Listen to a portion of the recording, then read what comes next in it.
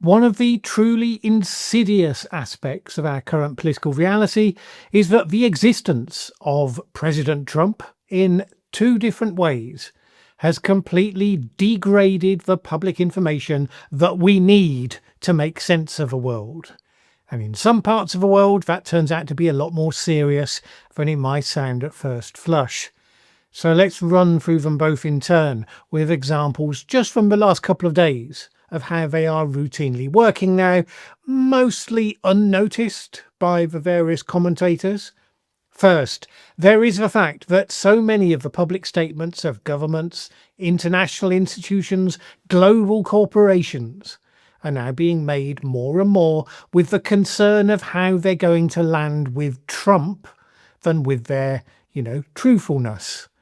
So let's take a couple of examples. Earlier today, the EU President Antonio Costa said that the EU and President Trump have, quote, turned the page.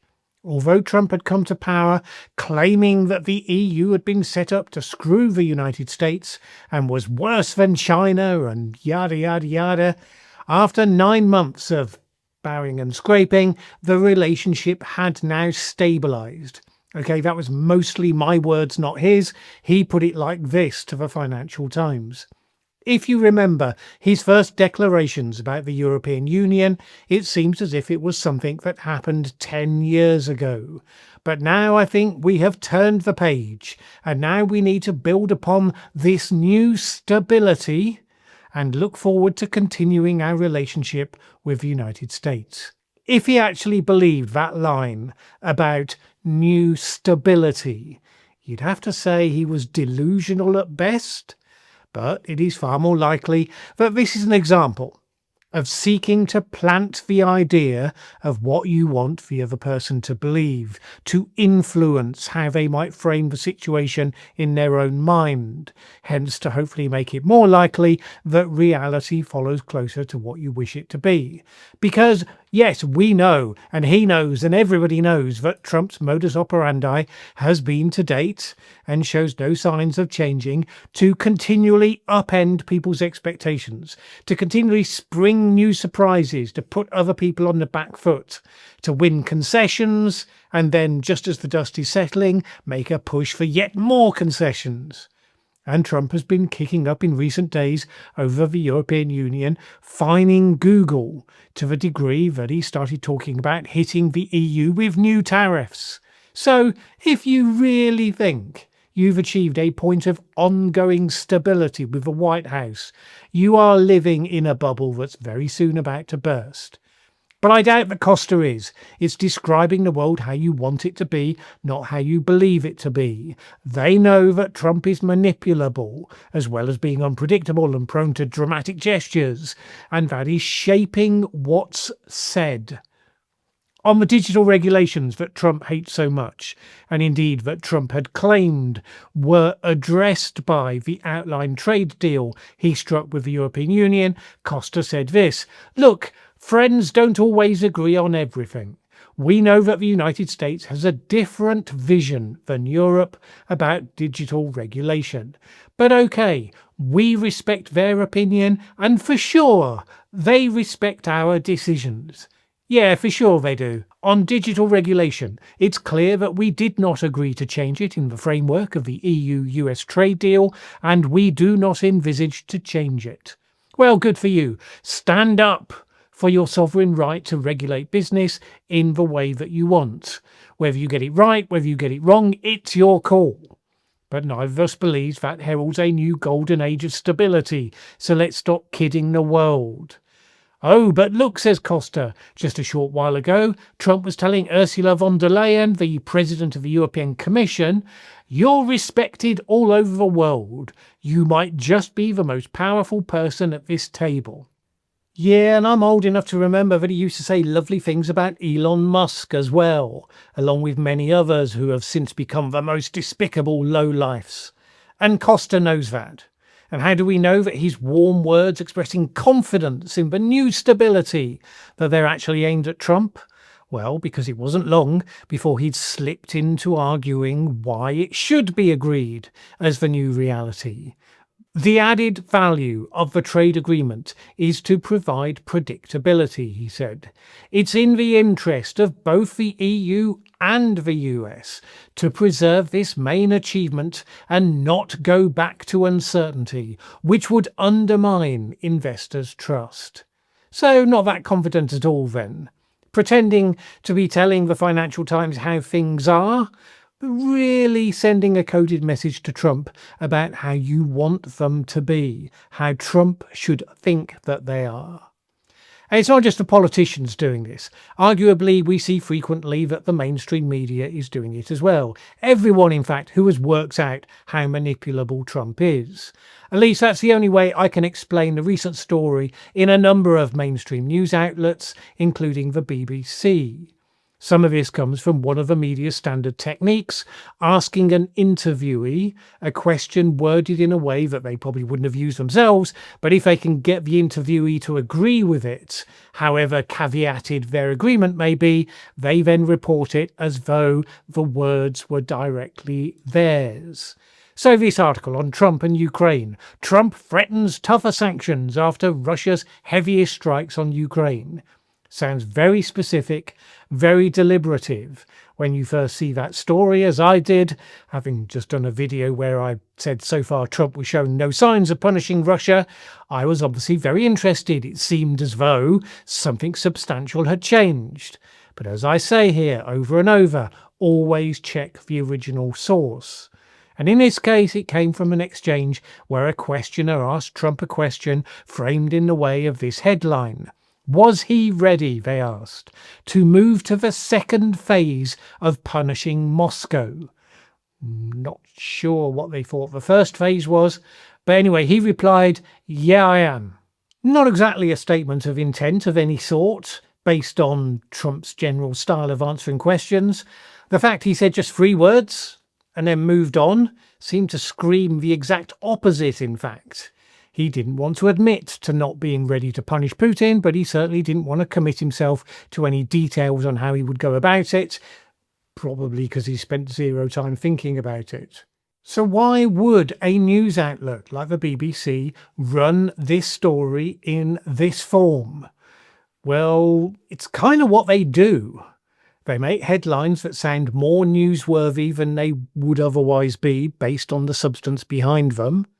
But in this sort of case, it's also potentially about seeking to increase the pressure on Trump to actually follow through with a position that's being ascribed to him, to encourage him to think seriously about what he's going to do next. Because, here's the media treating him seriously as he would wish. That might lower his defences a little. And so they report what they wish he had said. Seek to do so in a way that might lead him to feel it sort of was what he said. It's a challenge to him now to deliver on the promise.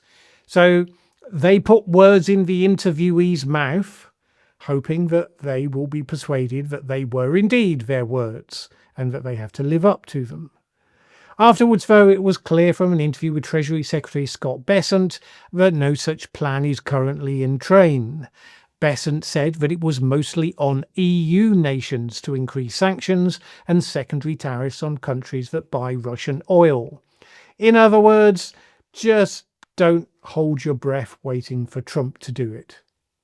But you can expect future questions to Trump from other journalists along the lines of, you signalled you're ready to move to the second phase. What shape will that take and when will you be taking action?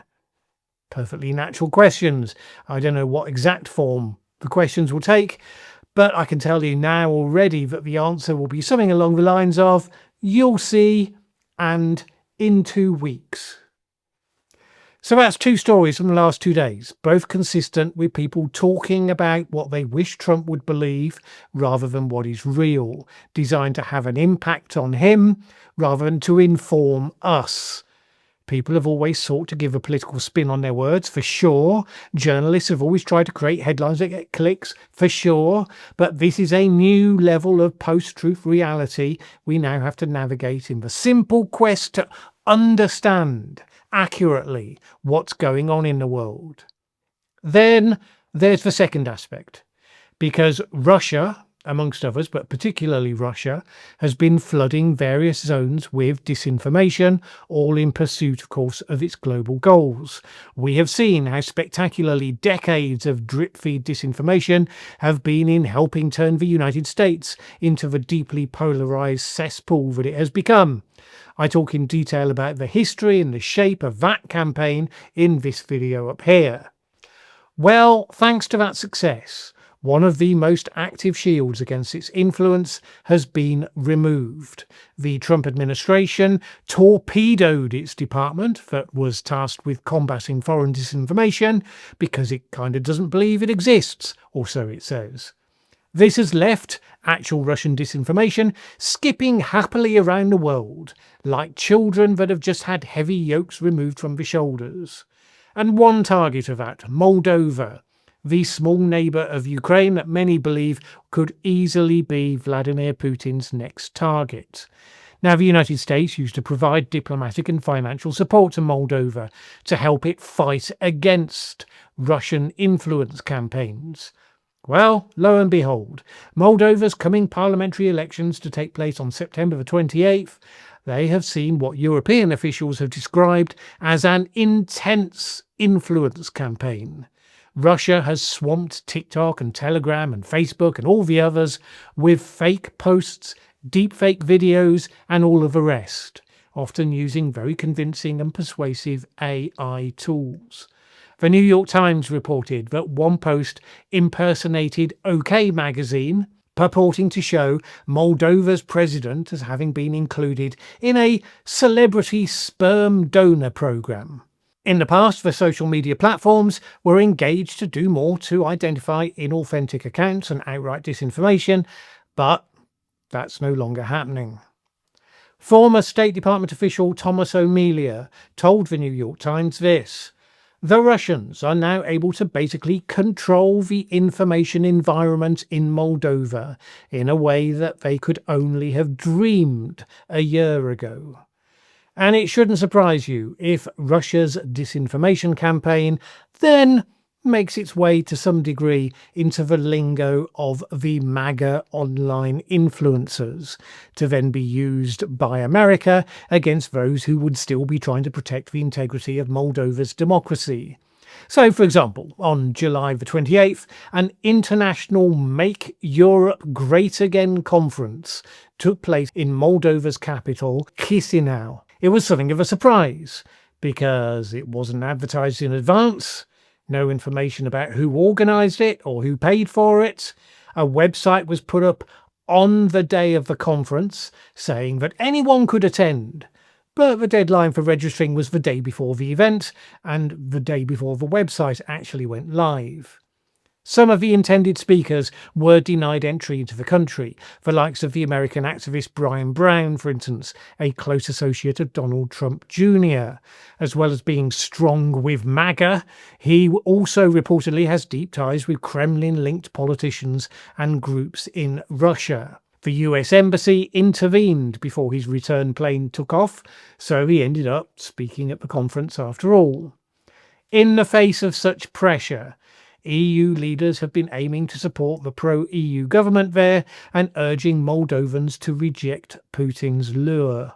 Last month, French President Macron, German Chancellor Merz, Polish Prime Minister Tusk, all of them visited to seek to counter the Kremlin's campaigns. Of course, such support comes at the expense of providing an argument, providing something they can point at for the other side, saying that the EU is interfering in Moldovan internal affairs, which is the sort of cynical rationale the Kremlin is famous for. Interfering with malicious intent, but with smoke and mirrors campaigns, all very deniable, and then accusing others of interference for their open support in response.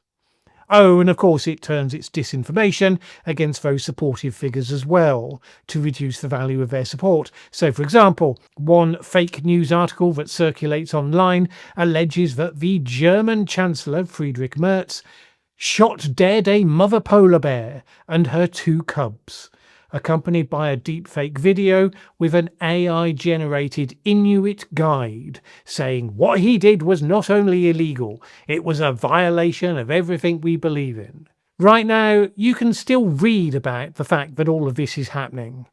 And, it will be hard for all the independent, fact-focused voices to be wiped away.